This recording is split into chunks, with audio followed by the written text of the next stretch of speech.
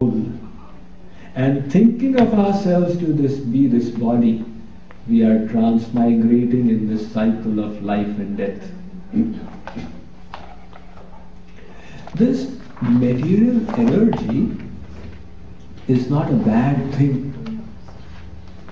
This world that we have come into, it's not a bad thing. It is set in such a way by the Divine Creator that slowly we learn the lessons necessary and reform ourselves to reach that perfection. In other words, just like you have a prison house.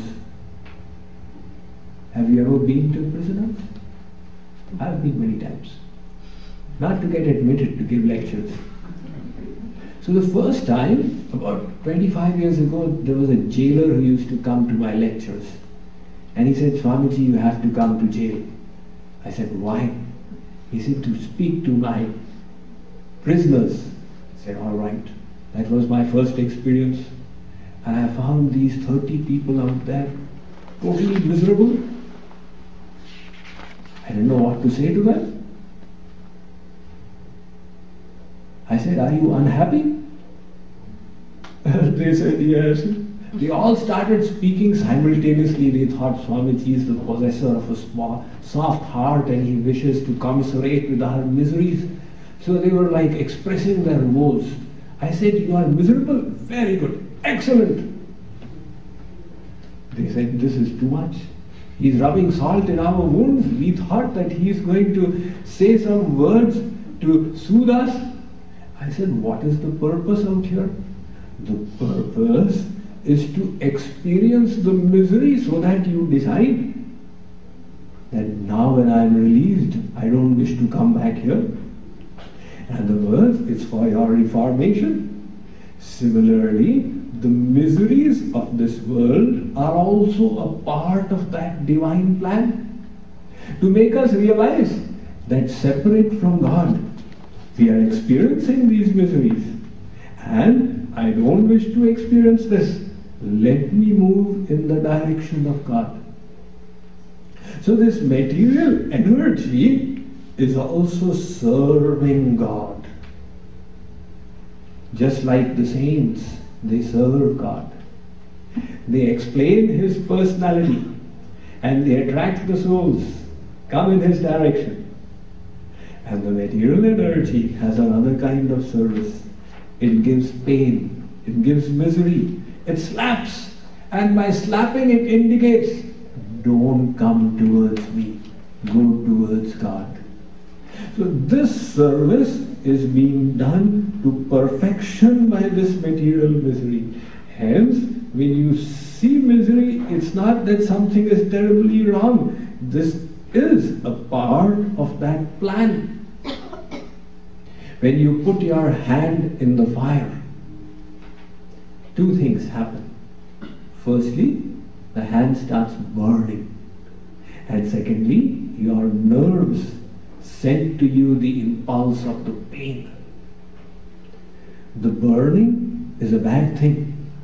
The pain is a good thing. If you did not experience the pain, you would have left your hand in the fire and it would have got destroyed. The pain tells you something is wrong, take it out.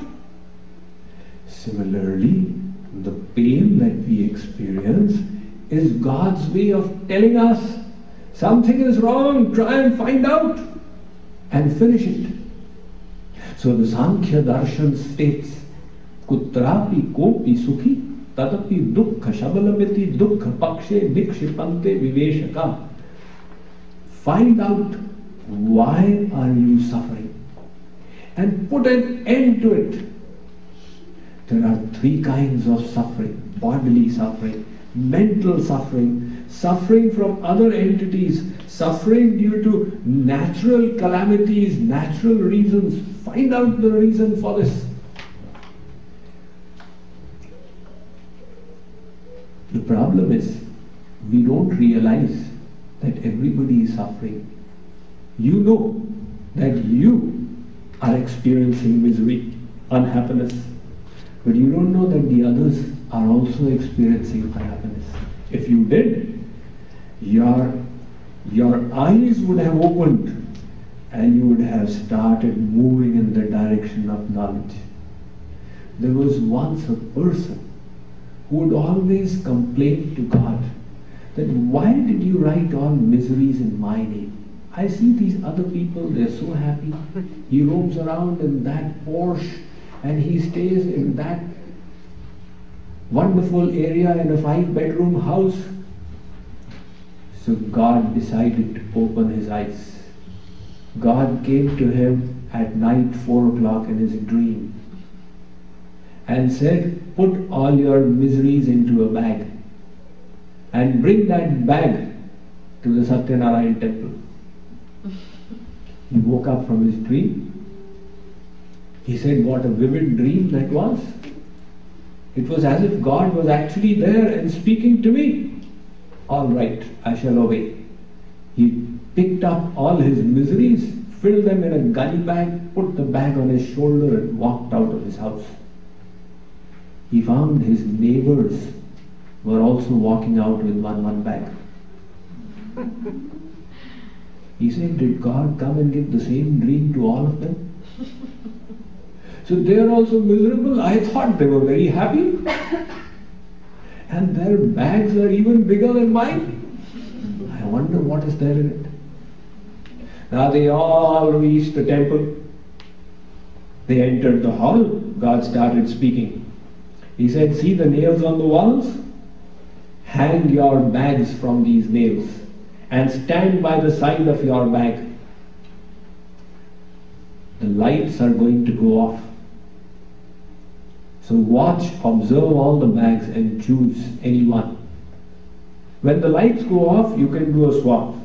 Whichever bag you have liked, you go and stand by the side of it. When the lights come back on, whoever is standing by the side of whichever bag can pick it up and go away. The lights went off. After 10 minutes, the lights came back. It was found that everybody was standing by the side of their own bag. They all said, let's play it safe, at least we know what's there. You know, I've got a little bit of BP and my son gives a little problem, but the other person may have H1N1 virus or whatever, who knows. So they all walked off with their own bags, and the illusion they had that I am unhappy, the others are happy was dispelled. That nobody is unhappy. So this unhappiness is being caused by the material energy for a purpose. It's trying to teach us that there is something wrong. You continue with your search now. And alongside with that, there is another signature left by God in our soul. In spite of the miseries, we are all seeking happiness. Everyone. Nobody has taught us to seek happiness. Like you have learned everything. In school, in college, this is A, this is B, 1 plus 1 is equal to 2. Nobody has taught us that you must seek happiness. It should not come about that you start seeking misery. To develop this desire for happiness, did you need to get instructions in school or college? Or go to one of the universities in Boston? Absolutely not. All of us are seeking it. That is the inherent quality of the soul. The Vedas are telling us that desire for happiness is important. Pay attention to it. It will guide you towards your goal. Why do you want happiness? Think about it. You are not taught. The reason is that your source, God, is an ocean of bliss. He is infinite bliss. You, being His tiny part, are naturally drawn to bliss. Like the apple that fell on Newton's head, the apple was always falls down from the tree, but Newton was the first one to think, why did the apple fall down? Why did it not fall up? So he discovered the law of gravitation. The earth is pulling it. Similarly, like the earth is God, and the force of gravitation is taking place. We tiny parts are being drawn towards God. He is an ocean of bliss, and that is the reason why this desire for bliss is existing within us. This desire for bliss, whether we realize it or we don't, is the desire for God Himself. Saint Augustine had said, "Our hearts were made for you, O Lord, and they shall continue to be restless until they come to rest in you." There's another signature that God has left. He's pulling us by another means, and this is the desire for life. All of us desire to live. Nobody likes to die. The body may be dysfunctional.